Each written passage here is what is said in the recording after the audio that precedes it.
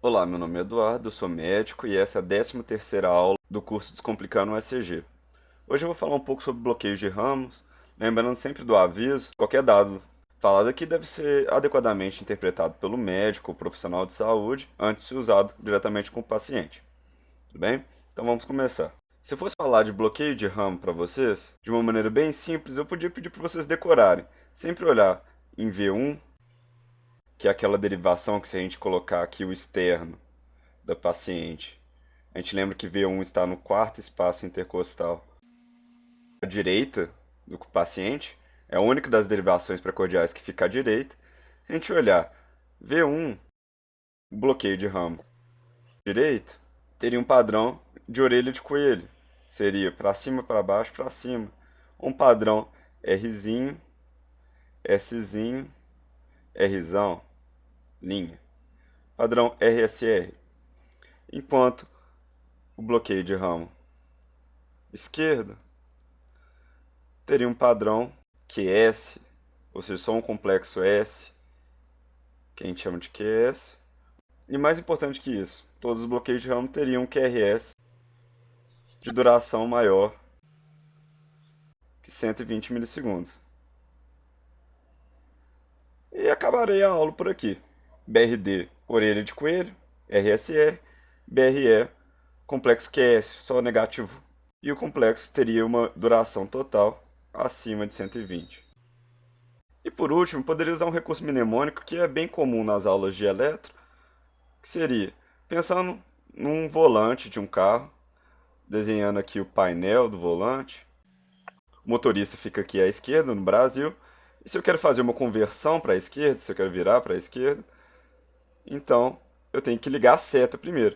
E para ligar a seta, aquela maçaneta da seta, eu jogo ela para baixo.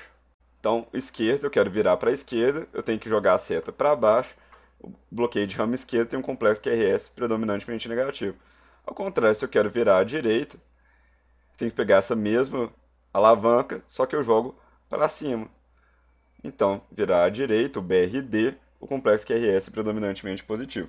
Eu poderia acabar a aula tranquilamente aqui, só que eu tenho certeza absoluta que se você já chegou até esse ponto, você quer entender por que que o BRD tem um complexo maior de 120 milissegundos, por que que esse é o formato que aparece, o que cada onda dessa significa.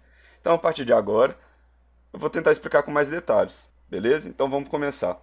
Representando aqui o coração normalmente, lembrando que existe um esqueleto fibroso que vai isolar eletricamente os átrios dos ventrículos. Exatamente por existir esse esqueleto fibroso, é necessário que exista um sistema de condução que permita que os impulsos que surjam aqui no nó sinoatrial consigam ser transportados para o nó atrioventricular, que fica aqui, e depois para os ventrículos. Então, a gente lembra das primeiras aulas nossas, dos sistemas de condução, que vão fazer essa ligação, e a ligação para o átrio esquerdo também.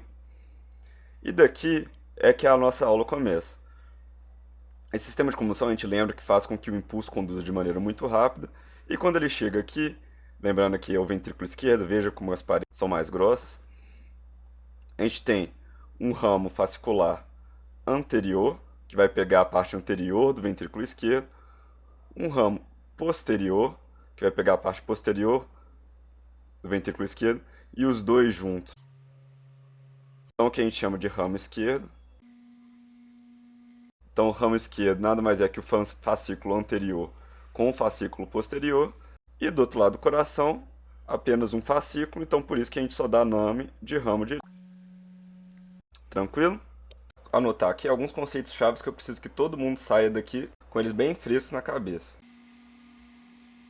Bom, o primeiro é que o QRS representa a despolarização do ventrículo. Então, o QRS normal, que tem a morfologia que a gente conhece, ele nada mais é do que uma representação gráfica pelo eletro da resultante da despolarização dessas diversas câmaras ventriculares, do ventrículo esquerdo e do direito. Quem é responsável pela ordem e pela sincronia dessa despolarização é o fato desses ramos estarem funcionando normalmente. Então, o segundo conceito que eu quero colocar aqui é que a velocidade da despolarização ventricular depende muito, inclusive, dos ramos, tanto o direito quanto o esquerdo, que a gente representou aqui. Porque eles que vão fazer a condução rápida. Lembrando que se não fosse por eles, eu teria que fazer condução célula a célula. O coração também consegue se polarizar dessa maneira, mas de uma maneira muito mais desorganizada e muito menos rápida. Então, se a gente vê um QRS curto, a gente sabe que pelo menos há integridade parcial desses ramos que a gente está discutindo aqui.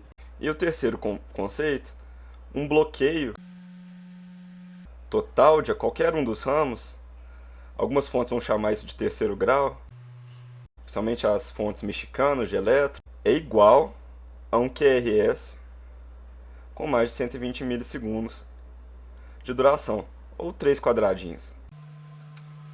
E a gente vai entender melhor isso, mas vamos adiantar. Vamos fingir que a gente perdeu completamente o ramo esquerdo. Então, o coração vai despolarizar rápido o ramo direito, e depois, célula a célula, eu vou ter que ir despolarizando o ramo esquerdo. Se eu perder o ramo direito, por outro lado, eu vou despolarizar o ramo esquerdo todo de uma vez, o ventrículo esquerdo despolariza, depois, célula a célula, eu vou despolarizar o ramo direito. Com esses conceitos em mente, vamos entender primeiro o mais difícil, que é o bloqueio de ramo esquerdo. Vamos começar com cada um dos seus fascículos.